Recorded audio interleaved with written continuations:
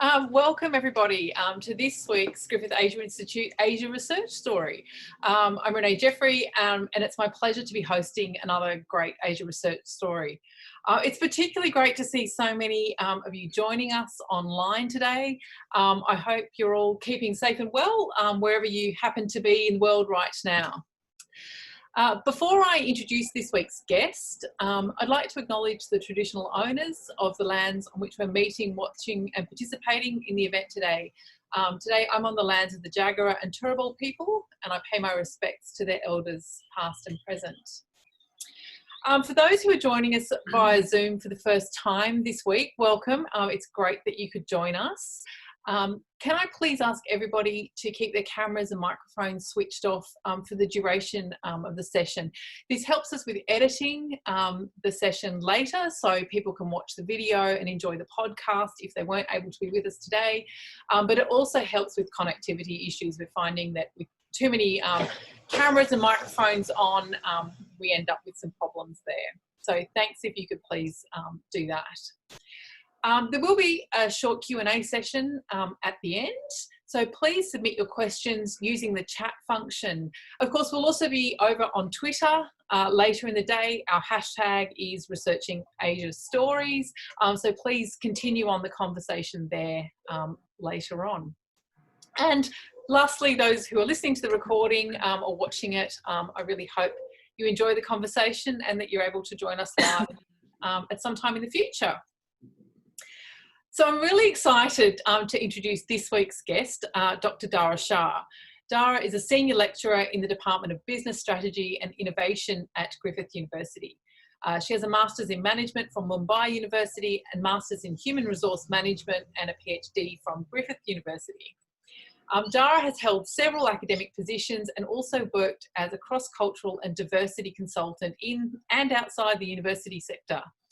Her research focuses on expatriates, Indian IT workers, multinational corporations in emerging economies, women in the Indian IT industry, and it has a really strong gender focus. So welcome, Dhara. Thank you so much. I'm really pleased you could join us today because you have a really interesting story. Your Asia story today was titled Women and Their Career Journeys, India and Australia. And I guess I'm really keen to find out just how autobiographical that is. So what the connections are between your own experiences and your research into women's careers in India and Australia and as expatriates. So there's a great set of connections there that I hope that we can sort of unpack a little bit today. So to start, you did your Master's in Management at Mumbai, and then you came to Australia. So what drove that decision? Like, did you come here specifically to study, or how did you end up with us? Thank you. Firstly, I wanted to thank you because we don't really get an opportunity to talk about ourselves more. You know, it's always research focused. So this is the first time I'm actually talking about my journey. So really excited, and thank you for this opportunity.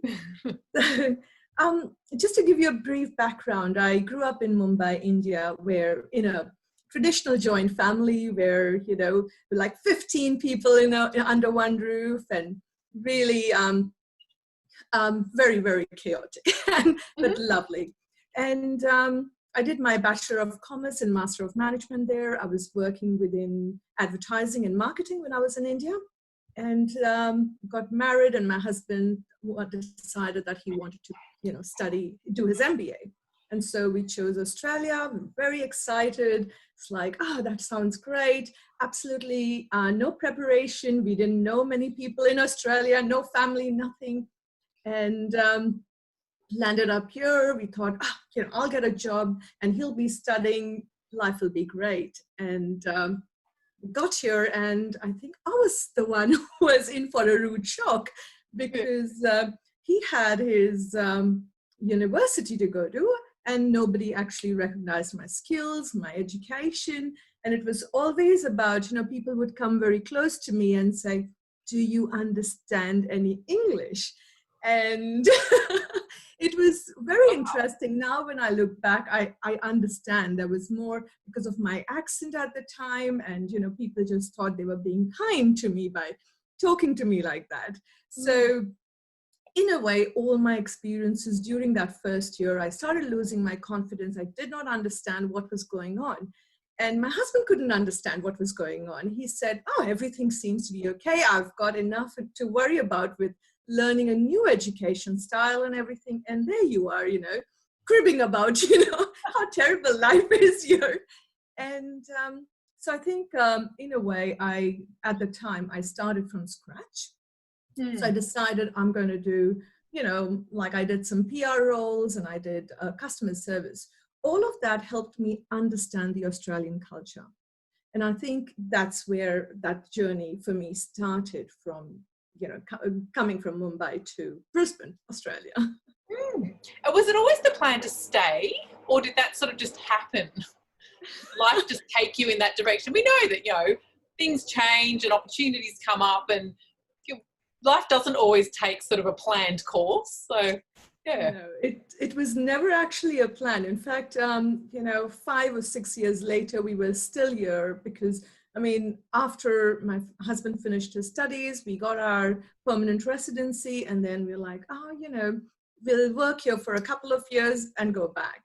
Yeah. And never really thought that we would be here. So now, since 2002, we are still here and completely settled in here. Yeah. So both your master's and PhD at Griffith had a really strong focus on the expatriate experience. And you've spoken a little bit about that, I think in remarkably charitable, kind ways, things that may not have been as kind as you've portrayed them. So your master's was on the experience of expatriate children and your PhD on Indian IT expatriates. So what inspired you to focus on that? What inspired you to go and, you know, do more study and to focus on that, I guess? Yeah, it was an interesting story, I think. Once we, you know, once I started doing all these jobs, I suddenly moved into HR. Never really thought of it much as a career. And I just thought, why not just take up a couple of courses? I walked into QUT and picked up some HR courses, and something hit me with international HRM. And I started doing an assignment for the course, which was only a 35% assignment. And reading about the spouses, about the families of expatriates, I found myself there. And I realized, oh my God, you know, I wasn't alone. Everybody goes through what I went through. You know, suddenly it was like a you know, feeling of, I belong, you know, like somebody else has gone through it with me. And then I felt a little bit cheated. I thought, why didn't I know about this before? So I started understanding the HR policies of multinationals, and that's where my journey into research started. At the time, one of my you know, lecturers actually said, Dhara, you've got it in you. You need to actually consider doing research, you know, do your PhD because you've got it in you. So it inspired me. So I said, I don't want to get into a PhD straight away. I don't know much about it. So I did my Master's of HR with honors and did a study on expat children and spouses. And every story I would hear, there was constantly about the lack of preparation, the lack of training, the lack of you know, understanding, incorrect expectations. And I knew I had to do something more into that area. And so after that, and research became almost a part of me, but I didn't just want to do research. It was all, you know, about what can I do to make a difference? You know, how is this, what I went through, how can I make sure others don't go through? And the best way to do it was to first do research on it, to understand, you know, what are the HR practices? And so I went into my PhD. I said, I don't want to study the traditional expatriates. So I looked at the non-traditional expatriates.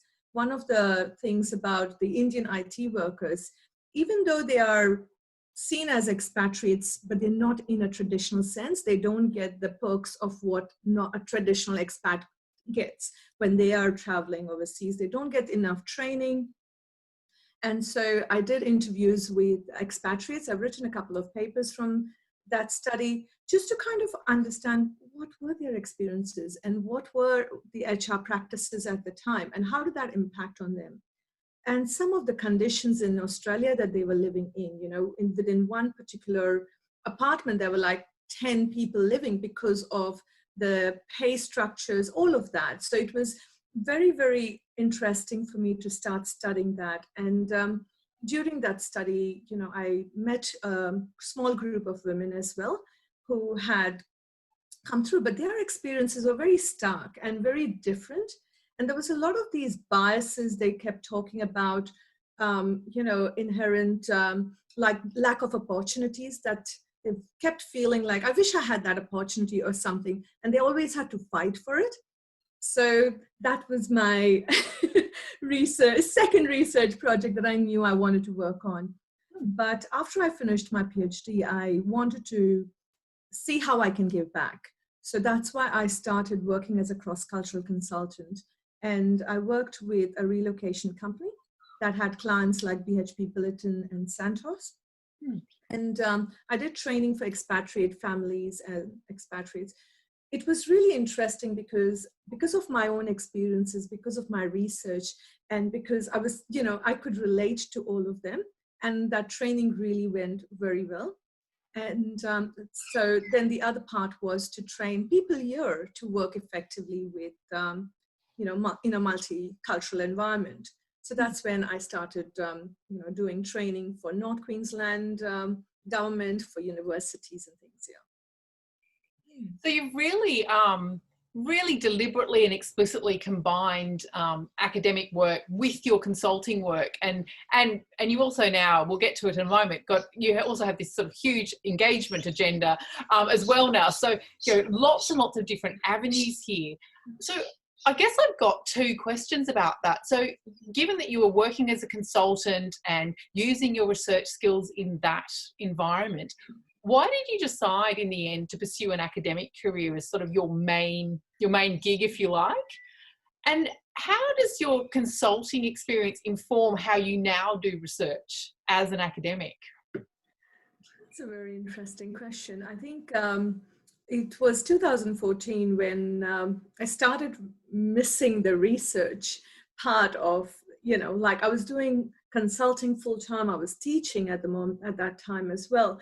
But I just kept going, I want to do further research and I want to understand women. And within my consulting as well, every time I would talk to women, it always drove me that their experiences were different. They had, something different going on in their lives. And I knew that I needed to do research on that.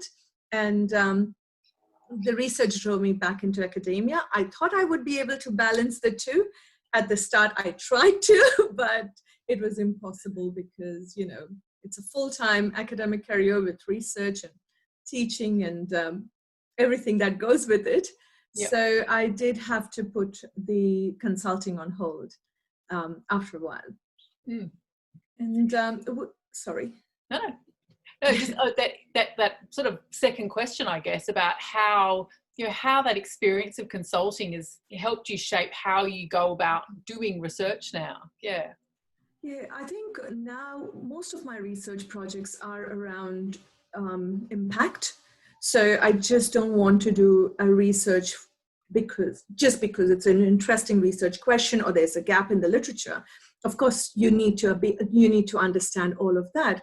But I want to be, I want to get up in the morning and be excited about that I'm making a difference, and I think the two current projects that I'm working on, the Sisters Support Business Together and the Going Global India project as well, both are driven by that, both are driven by the idea of giving back, like research is really important, but how do I actually work with the governments? How do I work with the industry? How do I work with people experiencing that to make that change happen? And I think that's what drives the two projects that I'm working on. Yeah, so let's turn to those because they're really, really exciting. So Sisters Supporting Business Together. What is that project about, and what inspired it? Like, where did that idea come from? It's such a great idea, but yeah, how did you come up with it? So Sister Support Business Together project is actually to support women who are 50 years and over. And, due to circumstances in their lives, they find themselves at risk of homelessness or, living in social housing. And, lots of different challenges that they're going through. And the project itself is about hand-holding and supporting them through that process. So we provide training, mentoring, coaching, also a lot of workshops and constant hand-holding and support to all our sisters.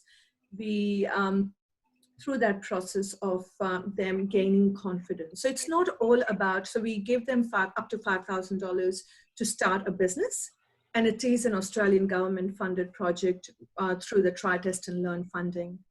So one of the key things is to actually help build women their confidence. It's about empowering them.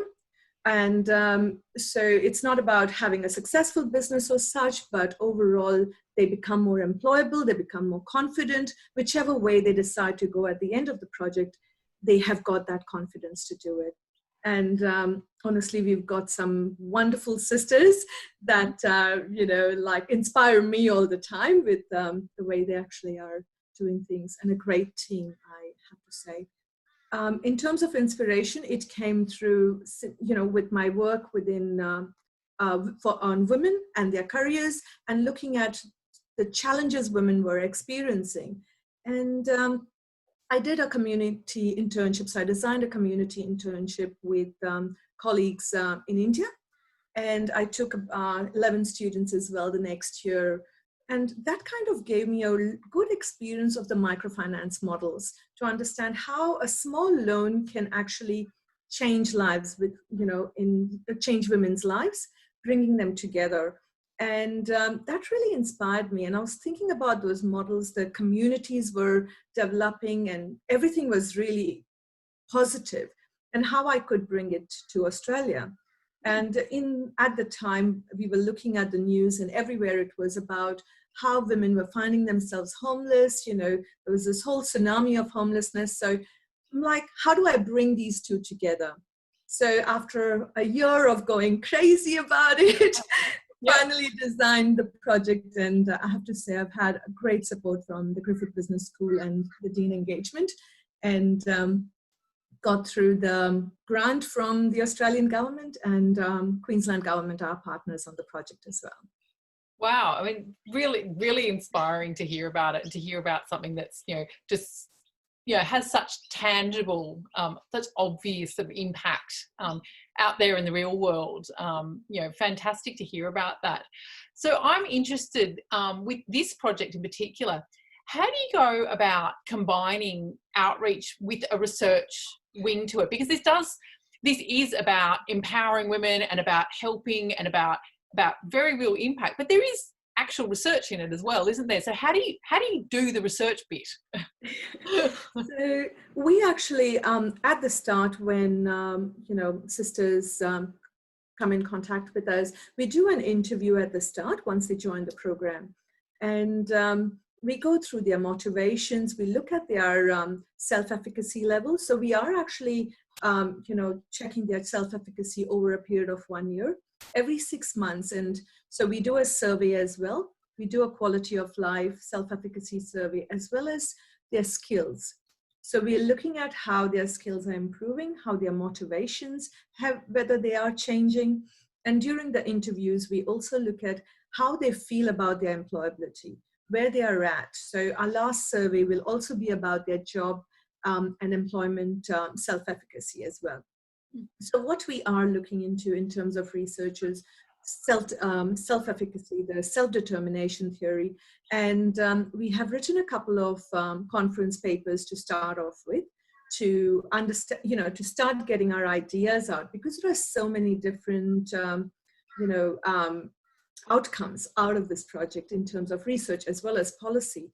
And we've got some amazing mentors as well who have volunteered their time for our project as well. So we interview our mentors as well, and we're in touch with them to see how that, from a mentor perspective, and also we ask the same to our sisters, whether that mentoring, coaching and everything is also playing a part in this process. And we do fortnightly reflections with our sisters as well. It's a short reflection just to kind of see whether there is a change, the ups and downs of life, and how things, what further support that they need. Fantastic. So is the idea to, to come up with a set of results about, what sort of structures and sort of, settings might be most effective in helping women in these sorts of situations? Is that what you're sort of aiming at? Definitely. And I think it's more about that entrepreneurial learning journey that we take them through, and whether their self-efficacy and, the quality of life actually changes through that process. And at the end, whether they become more employable. Great. Back into the labor market. Yeah, no, absolutely. So your second big project is called Going Global, and it's about Indian women social entrepreneurs. So what's that project about? It sounds really great too.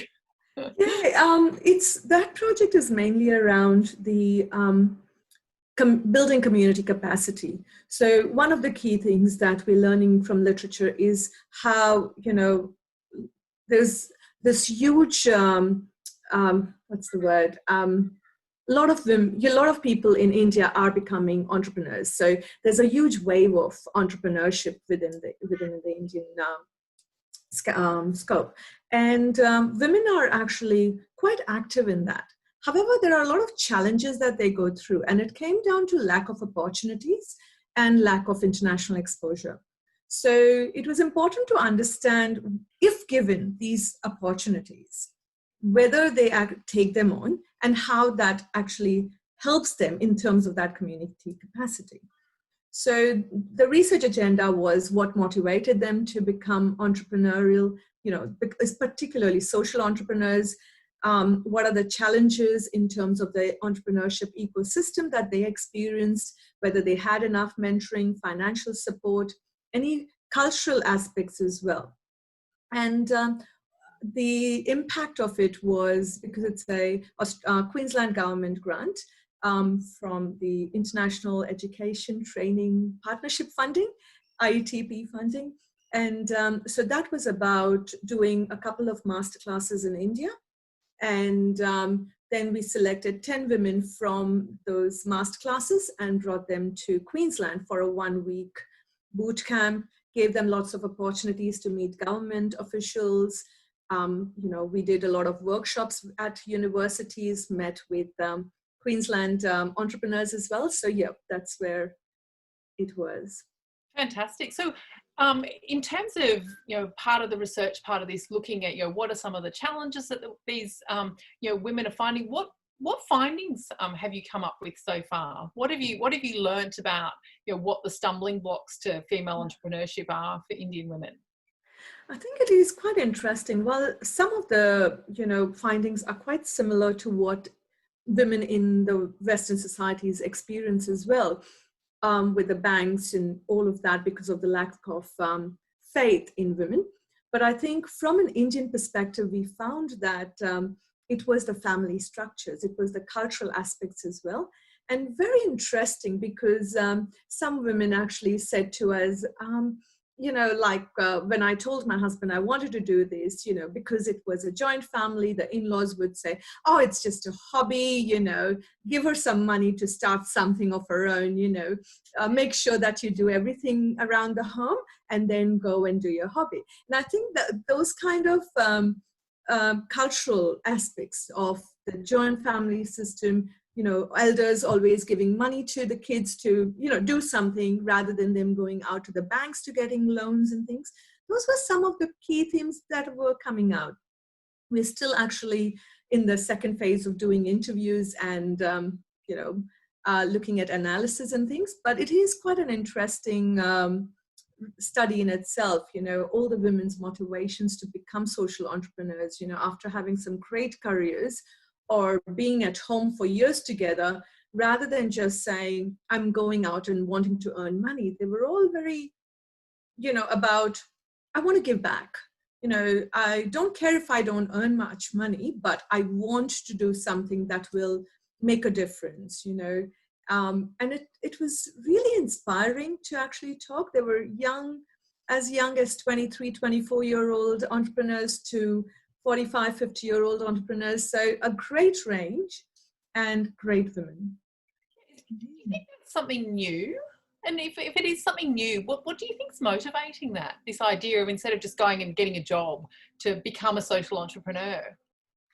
I think entrepreneurship in India, particularly with women, hasn't been very new as such, because I remember growing up, my aunt used to have her own little boutique shop, and everyone around was, women would be doing something or the other, but it was very home-based. So there has been that entrepreneurial spirit within women in India. And I think now we are giving more focus to them. They're becoming a bit bigger, more bigger than what it used to be. They have now got platforms, I think, with being more online and everything, they've now got different exposure to actually be able to do things. So I think that's what it is. So we're nearly at the end of our time. It goes very, very quickly. So if anybody has any questions, please post them. And while you're doing that, my standard last question is, what's next? What's the next big project, and what's the next big sort of impact-driven project that you're thinking up at the moment? Actually, I have been thinking about the Sisters Project and how I can actually do something to take it further. And I really want to make sure that, we understand women's stories and look at whether this kind of intervention does make a difference. I want to understand whether there is a labor entry back for women, who go through these interventions. So it might be a longitudinal study. So still working on designing how I'm going to take that forward, but it's definitely something that I'm very passionate about and would love to continue. Yeah, and look, sounds absolutely fascinating, and something that would be so important to know. If you could do the longitudinal study and see, what the longer term outcomes of these sorts of programs would be a fantastic contribution. So, yeah, I'm sure forward to I it. hope managed to get it off the ground. So look, we've got a question here from Caitlin about the Going Global program. Have you followed participant journeys since their involvement in the program, and are you aware of any ongoing business or other connections that have emerged between your participants and Queensland since they attended the boot camp here last year? Yes, so at the moment we are doing a second phase of interviews, and there have been a couple of stories, and at the moment we are writing up about, where this woman met some entrepreneurs in Cairns, and they started talking about their passion again for empowering women as well. And so they have they're just about to launch one of the workbooks that is now catered specifically for the Indian market that they had already introduced here in Australia and in China. So something that is a very positive story that has come out from the 10 women who came here. And we are also talking to them about, in the current scenario, how they are thinking more innovatively. So it's been quite interesting to see that the women we spoke to last year and during the boot camp and now, a lot of them are becoming, have started to make face masks, or they're doing something with, those sanitization stations and things. It's been fascinating to actually, hear about those stories. It's amazing. Yeah. And has the online environment changed how how those interactions are happening and how that's all sort of developing? Yeah, and I think in many ways it has made it easier. And I think possibly that's why there are more possibilities now. Yeah. So there's a question here from Frank. It says, great work. Do you know of any women healthcare social entrepreneurs in India? And if so, what sort of services do they provide? Specifically healthcare, there have been a few, who were in healthcare, but I can't think of their names and their businesses at the top of my mind. But I can, if you want to follow up, I can, send...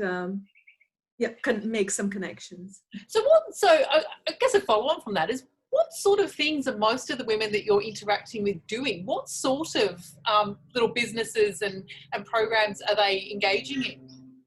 It's very interesting, actually. Most of them were, not most, I think, some of them were either doing some work within the disability area. So there's one particular woman entrepreneur that we had actually selected for the boot camp, and she was running a training program and starting these cafes, which were completely run by disabled people. Yep. And she would work with large organizations like ANZ Bank and things, and set up these cafes there. And, these people had the opportunity to make, to run the cafe and also start to earn lots of money. Mm. Yeah. So another question just come through from Aileen. I'm interested in hearing your thoughts about how to overcome the mindset of family members of not taking a woman seriously when she's expressed an interest in pursuing a business idea. Very interesting, actually. And some of our, women participants did talk about it. And they said it was just persistence. I think they said that they had to prove themselves. So they worked doubly hard because they had to make sure that they're looking after the families and their requirements, so that, they never get questioned on that. And then they made sure that their businesses speak for themselves. And so it was pretty hard for a lot of these women, but they said we had to prove ourselves. Otherwise, there was no other way. And otherwise, it would always have been, we knew you were just, wanting to do something for, just a new hobby or something. So yeah, it was quite interesting.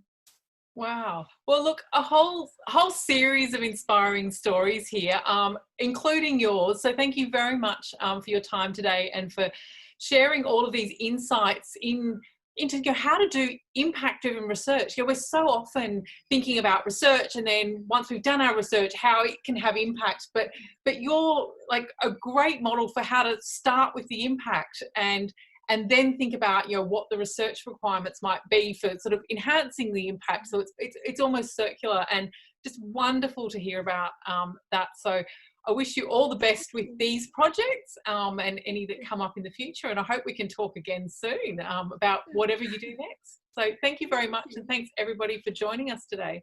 Thank you. Thank you so much. All right. Bye now. Bye.